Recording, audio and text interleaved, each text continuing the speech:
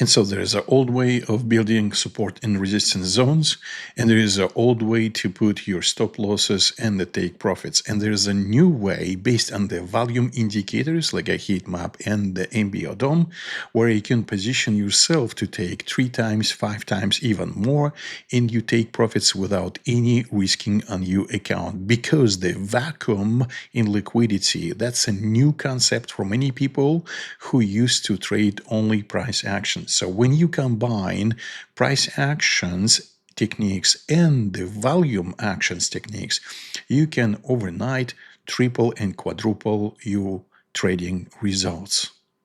You will able to place you take profits and stop losses with a better precision. Instead of going simply 1 to 2, 1 to 3, 1 to 6, which is very artificial way for the take profits, now you will have the other reasoning on a much more educated decision.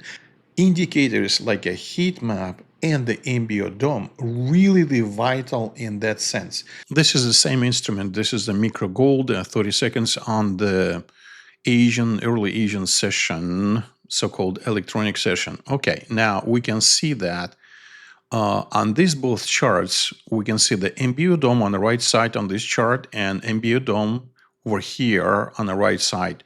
The heat map is red and green. It's a dual color heat map, so it's easy to see the sellers from the top. This is the sellers, and the buyers from the bottom on a level 2. Both of this MBO DOM and the heat map. It is the passive or resting or limit orders, what we used to call them. And you can see the higher the volume, the brighter the color on the price level on the heat map. We can see the same chart, what is on the right. We can see it on the left, kind of like in a more like squeezed from up and down. And we can see that there is a large presence of the volume sitting right over here. And the price is get close, maybe a few ticks, like 2-3 ticks, but he hesitated to go further. Why? Because that's a really significant number. We can see that it was about 42, 50 in the past on a heat map over here. And presently, we can see what is there, about 49 at this very moment on that very price line over here. And that's the same price line over there. So now on an MBO DOM, which shows us amount of the volume and contracts, and we can see the contracts because like this contract is in 5 in volume and this contract's in 10 and so on. And the gray ones, there's like a small 1, 2, 3, 4 volume maximum, but there's a bunch of the people. So there's a large community sitting here, or a large amount of different sellers sitting here, and the price came very close, but not really ready to go and pierce that price level, because this is on a heat map over here on the left side, and on the right side, this is a substantial amount of the sellers. Buyers get scared not to go further because the sellers on the level 2, which you can see right over here, they're really ready to sell from this price level. They see it as advantage for them. Now, and when you see the large amount of sellers sitting right there, this is actual liquidity. So liquidity is not necessarily on the tops and bottoms because there is a tops and bottoms. No, or on extremums. Extremums get close to the liquidity, and they created extremums because there is a significant support and resistance that is not visible on a price action. But that's what we can see, and we can foresee ahead of the time. Like on this chart on the left side, we can see that if the price would like to go through, that there is some more liquidity or a passive seller sitting even higher over here, and they're ready to sell here, ready to sell over here, ready to sell over here. Is that created a resistance? Absolutely.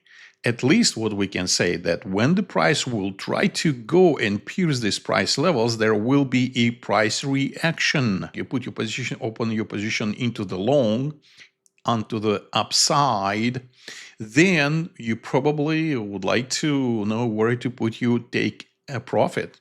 This is maybe 2-3 ticks below this level, 2-3 ticks below this level, and 2-3 ticks below this level.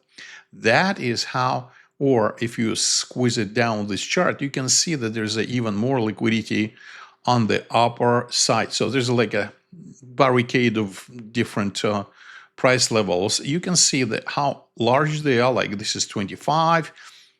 This is like 43. Oh, this is larger than these two levels. So the price will go and spend more time to actually go through those sellers. If the sellers have a serious intent, they're going to keep those levels. This is on a heat map. But if the serious sellers still be present when the price will approach this levels that we can see historical heat map of those passive sellers, we can see it in immediate situation on the MBO DOM. So the MBO DOM can demonstrate us if this historical level was there for a while and how long it was, if the seller is actually serious. But when the price gonna approach that price level or this price level, we're gonna see that some of the sellers will flake out and they will remove their selling positions, and that will sometimes show us a vacuum instead of like a barricade of the sellers, and they show us, oh no, the sellers like by some magic decide not to activate their sell positions here but move them higher. And then it will create a vacuum for us that can be visible in the immediate situation, specifically on the MBO DOM. On the MBO DOM, that's exactly what can be observed really, really well. So now, if this is actually on the left side, what we can see, a resistance zone, it's kind of the ceiling that price is not really easily intended to go through. Then when the price will actually approach that level, we will see if these sellers will still be present there and decide not to remove their orders, then definitely there will be a strong price reaction. But in case when the sellers remove their orders, we're going to see that on an MBO DOM that there will be a vacuum and the price will be at easy going higher and go to the next price, significant price level up there, okay, up to over here. So now, what it help us to do?